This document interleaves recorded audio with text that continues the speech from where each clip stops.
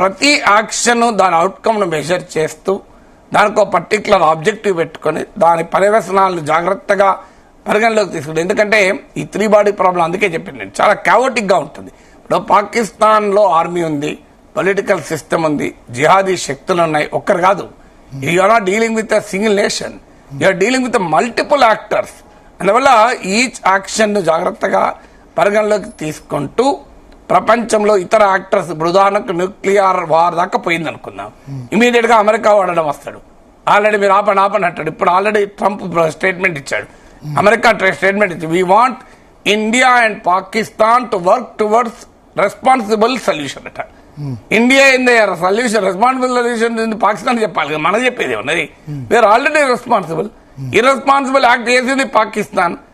America ఏం చెప్తోంది, మన ఇద్దరు చెప్తాను, మీరిద్దరు బాధ్యతాయుతమైన పరిష్కారాన్ని చూడండి అని.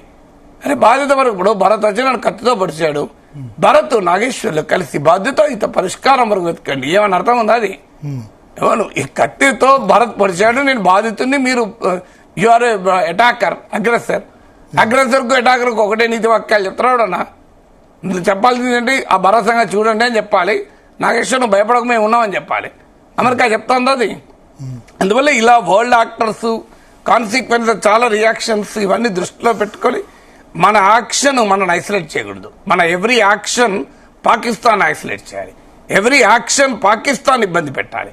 మళ్ళీ మనని ఇబ్బంది పెట్టింది అనుకోండి, దానివల్ల నష్టం ఎవరికి, మనకే అవుతుంది. ఇప్పుడు మన దగ్గర దీన్ని యాంటీ ముస్లిం ప్రాపగండా వాడుకుంటున్నారు. ఏం జరుగుతుంది దానివల్ల? పాకిస్తాన్ బలపడుతుంది, ప్రపంచంలో ఉన్న ఇస్లామిక్ దేశాలని పాకిస్తాన్కి అండగా వస్తాయి. అది మన దేశానికి మంచిదా? Saudi Arabia, United Arab Emirates, Iran Andhra చేస్తారు. అమెరికా కూడా ఇస్లామిక్ ప్రపంచాన్ని దూరం చేసుకుంటుంది ఆ ముస్లిం దేశాలని. అక్కడ 2/3 ఆయిల్ నిక్షేపాలు అక్కడే ఉన్నాయి. సో ఇది మనకు అర్థం కావాలి మనం చేస్తున్న పని ఏంటి అనేది. మనం దేశంలో ఉన్న భారతీయులందరినీ ఐక్యం చేసి పాకిస్తాన్ సంగతి తెలపాలి. అసీం మునీర్ ఎజెండాను ఇక్కడ ఇంప్లిమెంట్ చేస్తామంటే ఎట్లా? నిన్న పీయూష్ గోయల్ అంటాడు 140 కోట్ల మంది భారతీయులకు దేశభక్తి లేకపోవడం వల్ల ఇట్లా జరిగిందట. పాకిస్తాన్ ఎంత టేస్టీగా ఉంటుంది ఈ వర్డ్స్, ఎంత వినసొంపుగా ఉంటుంది పాకిస్తాన్ కు.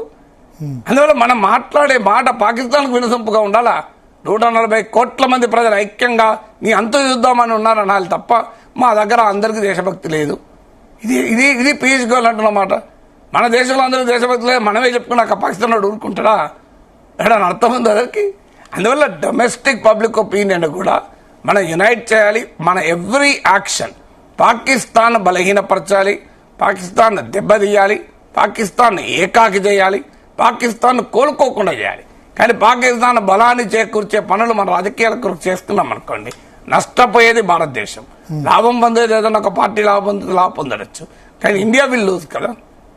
సరే, ఇక్కడ 1-2 విషయాలు మీరు చెప్పిన దానిలో ఇప్పుడు మీరు 5-6 ఆప్షన్ చెప్పారు. ఈ 5-6 ఆప్షన్స్ లో బెస్ట్ ఆప్షన్ ఏంది? అసలు యుద్ధమే పోకుండా, అసలు ఏ స్ట్రైక్స్ చేయకుండా, ఓన్లీ దౌత్య మార్గం ద్వారా లేదా ఫైనాన్షియల్ గా ఒత్తిడి తెస్తే సరిపోతుందా? అంటే ఇవన్నీ ఈ ప్రశ్నకు మీకు ఆన్సర్ చెప్పాలంటే ఈచ్ ఆప్షన్ ఎంత మేరకు ఎక్కడ పనిచేసింది. సర్జికల్ స్ట్రైక్స్ 2016-17 అనుకుంటా కదా, యూరి అటాక్ తర్వాత చేశారు ఫస్ట్ టైం. సర్జికల్ స్ట్రైక్స్ అంటే ఏంటంటే పాక్ అక్యుపైడ్ కాశ్మీర్ లో చేసింది, దాన్ని సర్జికల్ స్ట్రైక్స్ అంటారు. అన్నది మన భూభాగంలో చేశాం. Pak occupied Kashmir considers to be Indian land. అది అందువల్ల మన భూమి పైన మనం దాడులు చేస్తానికి ఎవరి పర్మిషన్ అవసరం లేదు, ఎవరికి చెప్పాల్సిన అవసరం లేదు. అందుకే దాన్ని సర్జికల్ స్ట్రైక్స్ అన్నాం. అంటే LOC దాటి మన భూభాగంగా మనం చెప్తున్న పాక్ ఆక్రమణలో ఉన్న భూభాగం పైన అటాక్ చేసింది, దాన్ని సర్జికల్ స్ట్రైక్స్ అన్నాం. అది అయినాక కూడా పుల్వామా దాడులు జరిగాయి. తర్వాత పుల్వామాలో బాలాకోట్ స్ట్రైక్స్, దీన్ని ప్రియంప్టివ్ నాన్ మిలిటరీ స్ట్రైక్స్ అన్నాం. ఎందుకన్నామంటే నాన్ మిలిటరీ అన్నాం అంటే ఇది మేము పాకిస్తాన్ పై యుద్ధం చేయడం లేదు అని మెసేజ్ ఇవ్వడానికి. ఇది నరేంద్ర మోడీ ప్రభుత్వం పెట్టిన పేరు, ప్రతిపక్షాలు పెట్టిన పేరు కాదు. ఇది నాన్ మిలిటరీ స్ట్రైక్స్ అని ప్రత్యేకంగా అండర్లైన్ చేశాం. ఎందుకంటే మేము పాకిస్తాన్ పైన దాడి చేయడం లేదు. మరి ఏంటిది? ప్రియంప్టివ్ అంటే మా పైన దాడి చేస్తానికి తీవ్రవాదులు బాలాకోట్ అనే ప్రాంతంలో, ఖైబర్ పఖ్తూన్ఖ్వా రాష్ట్రంలో దాని మీద న్యూట్రలైజ్ చేస్తుంది. ఇది UN చార్టర్ కూడా అంగీకరిస్తుంది.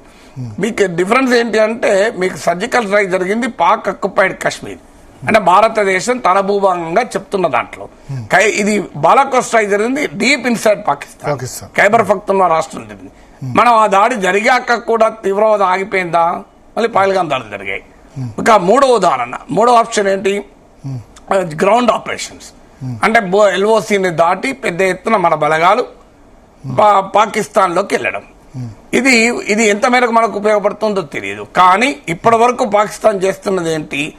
మీకు కాల్పుల విరమణ ఉల్లంఘించి, సీజ్ ఫైర్ అగ్రిమెంట్ ఉల్లంఘించి ఇండియన్ ఆర్మీతో ఎంగేజ్ అయ్యి ఇన్ఫిల్ట్రేటర్ను దేశంలోకి పంపిస్తున్నారు.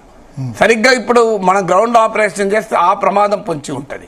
అంటే మన ఆర్మీ మొత్తము పాకిస్తాన్ ఆర్మీతో ఎల్ఓసి దగ్గర కొట్లాడుకుంటుంటే ఈ లోపల తీవ్రవాదుల లోపలికి చేస్తారు.